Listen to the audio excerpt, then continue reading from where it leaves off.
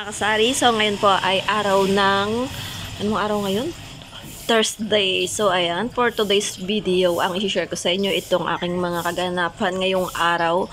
So ayan, dumating yung deliveries natin sa asukal. So inire-repack ko na kasi naubusan talaga ako ng wash na asukal. So ang tawag dito guys sa Batangas sa wash ay Didi. So nung una hindi ko alam kung ano yung sinasabi nilang Didi, yung pala wash. So kahit taga Batangas ako ay hindi ko alam yung Didi kasi nga sa Cavite ang tawag doon sa ganyang asukal ay wash lang. So ayan, sold out talaga. So kailangan naming magmadali na tapusin at i-repack nga itong asukal na Didi. So yung kasama ko ay nagsisild ng siyang nagsisild tapos ako naman ang nagkikilo. So ang kinikilo ko dyan ay 1/4, 1/2 at saka kalahati. 1 kilo. So, ayan. Yan ay 50 kilos. So, kailangan nating i-repack. So, ang bentahan ko guys ng asukal dito sa wash or Didi ay 75. So, ang 1/4 ko ay 20. Tapos, ang 1/2 ko ay 38. So, ayan. So, kung iisipin mo parang ang tagal matapos nitong 50 kilos na isukal bago mo ito ma-repack. So, kailangan lang talaga ng sipag at tiyaga at pagtitiis. At lahat na ng pagtitiis ay kailangan para matapos itong lahat naman talaga ay matatapos ng dahil sa pagtitiyaga. So, ayan ang ating buhay bilang isang tindera at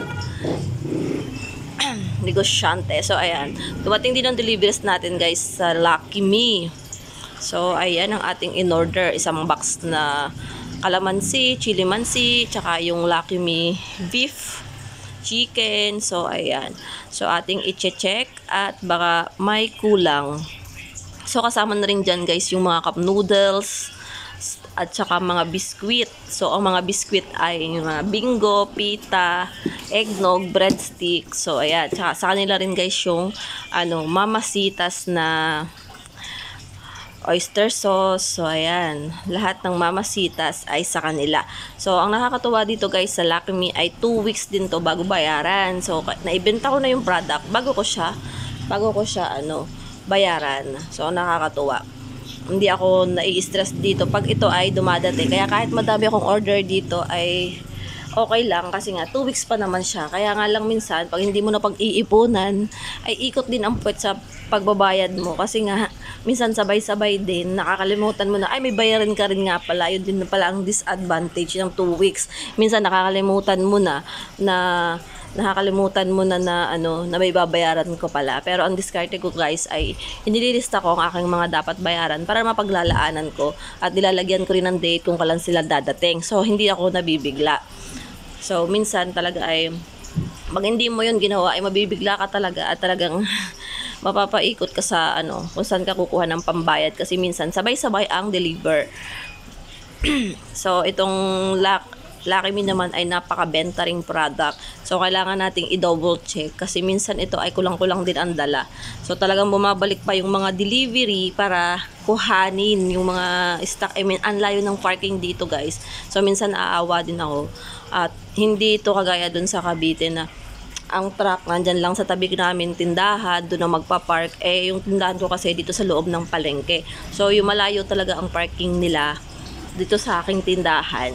So, nakakaawa pag kulang-kulang talaga ang dala nila at minsan ang init-init pa, minsan naulan, papasok pa sila dito sa palengke. Hindi kasi talaga pwede namang ipasok ang sasakyan nila. Kaya lang, hindi sila pwedeng magtagal kasi nga maraming dumadaan tsaka marami ding nakapark dito sa tindahan palabasa kasi katabi kami ng manukan, babuyan at tsaka isdaan.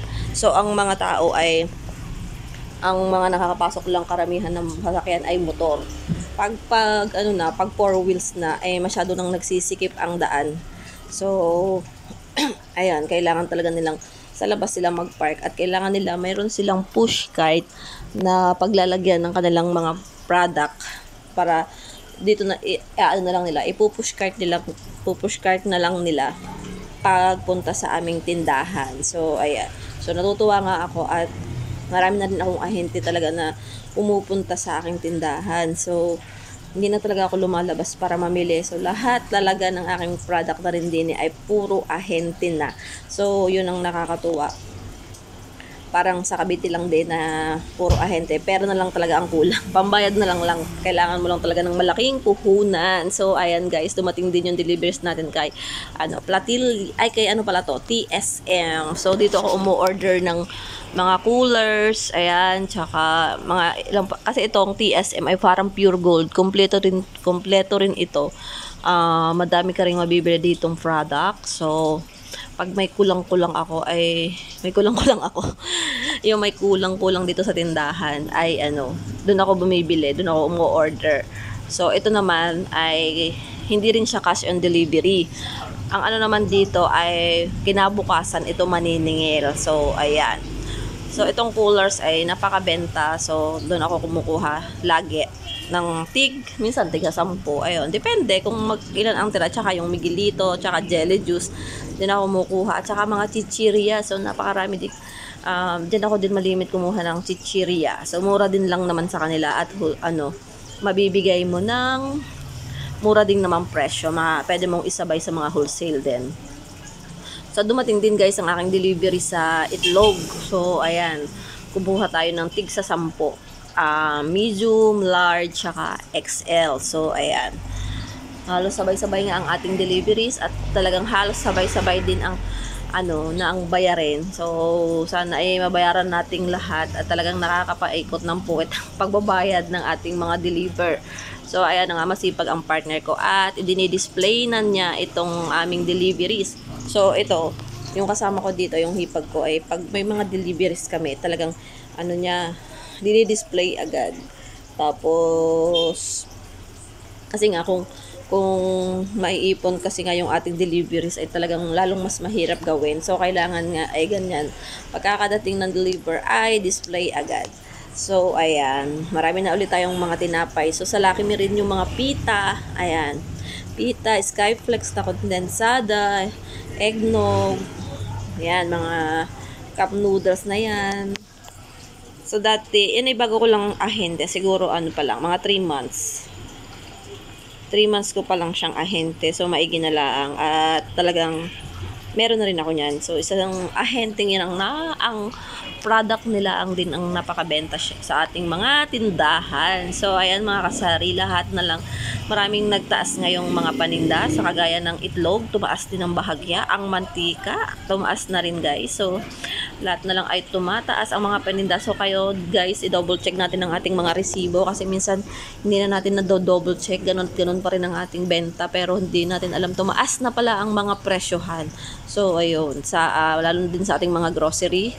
So, minsan nagugulat na lang ako, ganito na pala ang puhunan nito. Minsan hindi ko rin na monitor. At minsan madami na tayong ginagawa.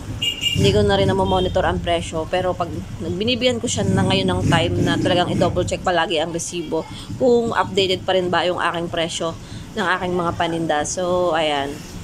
Kailangan lang nating maging mapanuri sa ating mga paninda kasi para hindi tayo malugi. So, yun na lang mga kasari ang aking i-share sa inyo. Sana po ay nagustuhan niyo ang aking video. Ayan, salamat po sa inyong panonood at sana po ay huwag niyong kalimutang mag-subscribe. Ayan, bye-bye!